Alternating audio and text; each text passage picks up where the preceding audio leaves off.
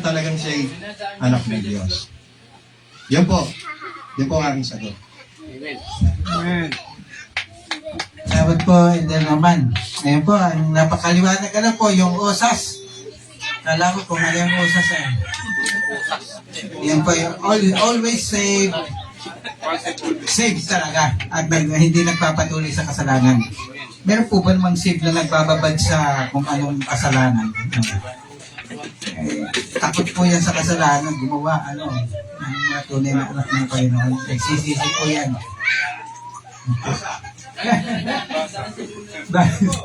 Sige po, Pastor. Pakibasa po. Mainit ka ha? Okay po. Mainit ka.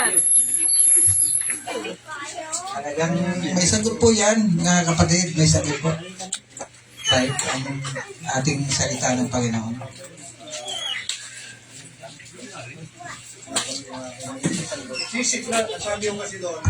Sisiglan ko ng takot ang inyong mga puso upang kayo huwag humiwalay sa akin. I will put my fear in your heart so that you shall not depart from your fear. Depart. Yun eh, hanapin natin yung verse. Fear. Sa fear po, fear. Jeremiah po yun eh. Pupunta sa ano? Sa loob. Takot. Naiwan ko kasi yung aking cellphone eh. Yung mga kabataang magaling mag-pindot ng Fear. cellphone. Jeremiah 32. 32, Jeremiah 32, verse. Yun. Jeremiah 32. Yun. Ito, 32:40. And I will make an everlasting covenant with them, that I will not turn away from doing them good, but I will put my fear in their hearts, that they shall not depart from me. Yan. Kaya ang totoong ligtas, hindi po yan lalayo sa Panginoon kasi may takot ho siya sa Panginoon eh. Ngayon, pagka ang tao ay nalagyan ng takot ng Panginoon sa kanyang puso, ang lalayuan niya kasalanan, kasamaan. Basahin natin naman ang Kawikaan. Jeremiah 32:40. Dito naman sa Kawikaan, Proverbs, by the fear of the Lord, sabi naman dito, men depart from evil. Sa evil siya lumalayo, hindi sa Panginoon. Yun. Sabi dito, Proverbs 16:6, by mercy and truth iniquity is purged, and by the fear of the Lord men depart from evil. Kaya pagka talagang may tunay na takot sa Panginoon, lalayo yan sa kasamaan, lalayo sa kasalanan. Hindi mo magpapatuloy sa kasalanan. Opo, example. Mga example po. Kayo na magsabi kung safe o hindi.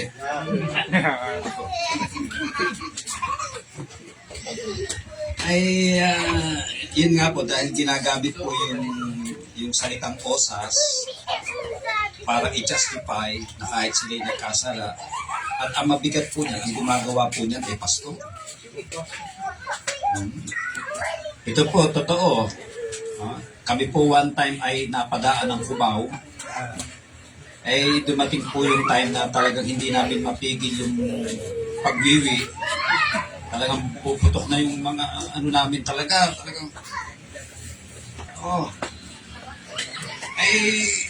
doon kami naparada sa isang folk house. Kaya folk house eh. Sabi namin, 4 naman tayo eh. Pasok tayo 4. Hihi kami 4 eh. 4 naman tayo. Pagpasok namin, nandun yung pastor. Pastor na taga San Mateo Rizal. Ito yung tsura, pakita ko sa inyo. Sa table, maraming beer, may nakantang folk singer, sabi niya.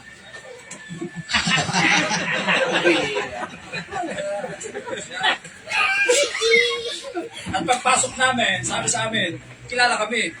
Upo kayo! Pinaupo kami. Kita niya. Binagyan ni Pastor Norman yung Lalagyan ng takot. nalulungkot siya. Sinumbong namin sa sending church niya. Ba? Sinungaling daw kami. Ay, 4 kami. Nakalagay sa Bible against an elder.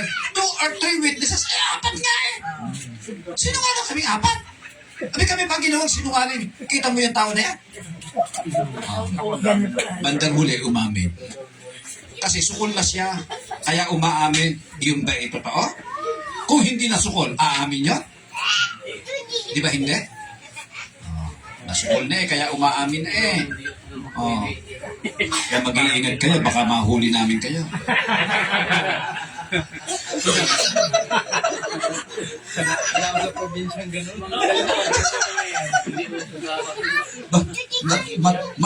Matalas po ang pangamoy namin dyan. Bibigyan ko pa ng example ha. Pinapahuli ng Diyos yan. Ito po, kasamahan pa namin. Kasamahan pa namin. Hindi na mabanggit ang pangalan. Baka mamaya ako'y madimanda eh. Kasamahan namin to. No? Sa maraming bagay. At siyempre, bilang kasamahan, ay siyempre, pagka magkakasama kayo, meron kayong mga number sa cellphone, di ba? Yung mga number. Yung number niya nasa iyo, number ko nasa kanya. Alam niyo ba, isang madaling araw, tumunog ang cellphone ko. Text. No? Text. Nakalagay. Naiwan po ang cellphone dito. Yan ang nakalagay doon. Naiwan po ang cellphone dito. Siyempre, kung ang pangalan ko ay Alex, baka pagtingin sa Alex, ako una. Text ko. Naiwan. Kilala ko yung naiwan. Yung kapatid, kilala ko yun. Nakita ko kaya saan to? Hindi ko naman alam kung saan. Alam nyo ginawa namin? Tinawagan. Beer house sa Ongpin. Nakita nyo na. Ganyan kaming manghuli.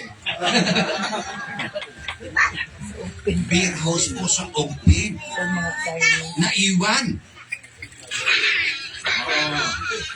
Noong una, medyo ayaw pa umamin. Bandang huli. Wala siya magagawa eh. At napapunta doon yung cellphone mo sa Ongpin. Beer house yun. Kung hindi ka nagpunta doon, ang ginawa, ay, nagpunta mo sa ilan namin. May ari ko niya na iwan mo dito. May nag-beer house sila. Hindi umamin. Ay, say, kung hindi mahuhuli, hindi aamin. Ito pa mabigat, ha? Sa halip na magsisi, di ba, dapat magsisi. Lumipat sa ibang simbahan. Tinanggap ng isang Baptist church, tinanggap pa. Mo yan, tatanggapin mo yan. Alam ang kaso ha, pero tinanggap. Hindi pare-pares yung pastor. Marami po ako ikukwento sa inyo. Puro pastor. Ito hindi pastor to eh. Itong sa Ongpin. Deacon. Pero parang pastor din yan. Deacon. Ito pa isang pastor. Los Baños to. Ito. Lala nyo to ha. Los Baños. Napupuna ko tong pastor na to. Kada pupunta kahit sa simbahan, lalo doon sa amin, hindi pa po ako nagpapastor noon. Sa Santa Rosa ako. Kada pupunta doon, ang laging kasama niya, sekretary. Never ko siya nakita kasama misis niya. Na tinatanong, saan ko yung sekretary? Yung misis niya kasama niya. Lagi yan, lagi. Hanggang nabalita na.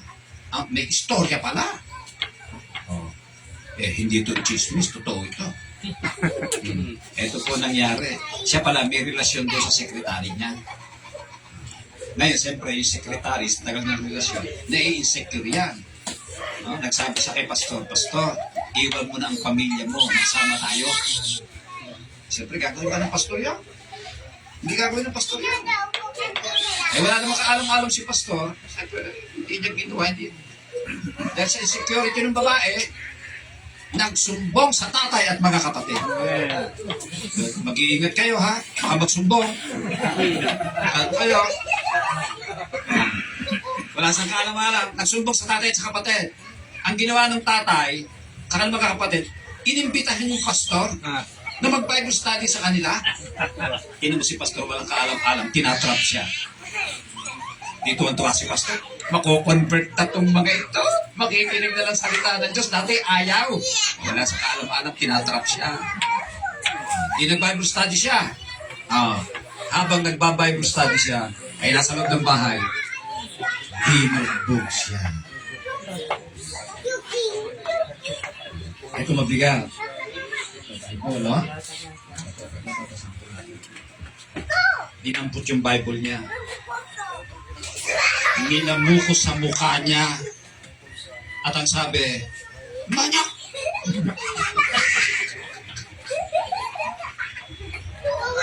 Kuya, kinabukasan, wala ng pastor. Nasa Bicol na.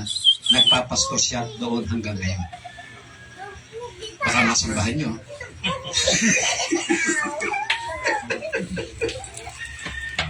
At ang balita ko sa mga yan, lilipat lang ng lugar, pero gagawa na naman ng istorya sa lugar na lilipatan.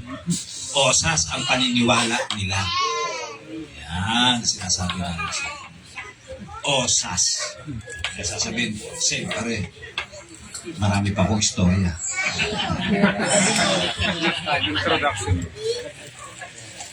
Ano ba? Kasi naalala ko nung kami nagpunta ng Murcia, Negros, may mga bisita, Bible conference, may bisita rin kami ilang mga pastor doon na Armenian, mga Bible Baptist. Eh doon sa preaching, nababanggit na namin yan, mga pastor, na nalalaglag sa kasalanan, immoral. E pagkatapos ng preaching, may nagtanong na isang pastor, Pastor, ano masasabi nyo kay pastor? Binanggit yung pangalan. Sa inyo, pastor, saan? Sa inyong pastor na nabanggit nyo kanina, yung unang pastor. Saan nakatira? San Mateo. Ito naman sa Manila. Alam nila na yung pastor na yung babaero. Ha? Di Manila eh. Di ko rin sasabihin, baka kayo madiman to. Eto, tanong sa akin, Pastor, naniniwala ko ba kayo ligtas yun? Eh, ito na yung tanong na natin, yan ang sinagot ko. Sabi ko, hindi ako niwala ang Savior. Kahit pastor pa siya, hindi siya save. Kasi nagpapatuloy siya sa kasalanan. Biruin nyo kung kailan naging pastor, dun gumawa ng kalokohan. Nung hindi pa pastor, nung hindi pa saved, maayos ang buhay. Nung naging pastor, doon pa gumawa ng kalokohan, doon pa nakaisip mong babae. Kasi nga osas na nga eh. So nagiging lisensya nila. Yan ang evil ng doktrinang yan. Yung one save, always save. Nagiging lisensya nila para sila ay gumawa ng kasalanan. Kasi paniwala nila, one save na lang, save na yan, hindi na mawawala. Kaya pwede na silang magpatuloy sa kasalanan. Hindi mo totoo. Kita niyo yung evil ng yung kasama ng doktrina yan. Yan ho yun. So dapat balanse. Ang totoong save, mamumuhay sa katwiran at kabanalan. Tatapusin niyo hanggang wakas. Pag wala siyang naipakita ang mga bunga ng kabanalan sa kanyang pamumuhay, hindi yung totoong save. Hindi yung nawawala ang salvation. Hindi yun. Sa umpisa pa lang, hindi talaga save.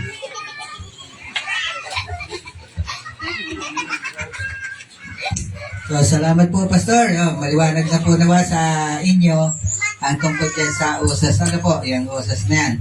So, tayo po ay naliwanagan po tayo. Kaya may tanong pa po dito. Kaya mga ating pong tagapagsagot naman ay handa po ito. Handa. Sige, ang ating pong tanong, parang hindi ko po Brad maintindihan ito.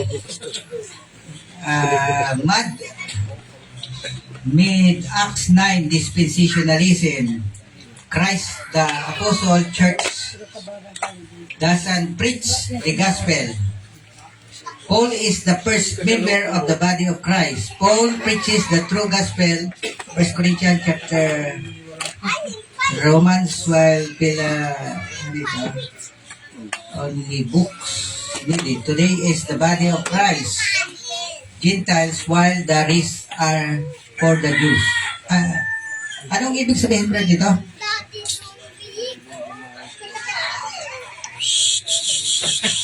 Ha? If ka na lang natin ito? Ipas na lang o ano? Ano po, sito sa Ha? Kaya,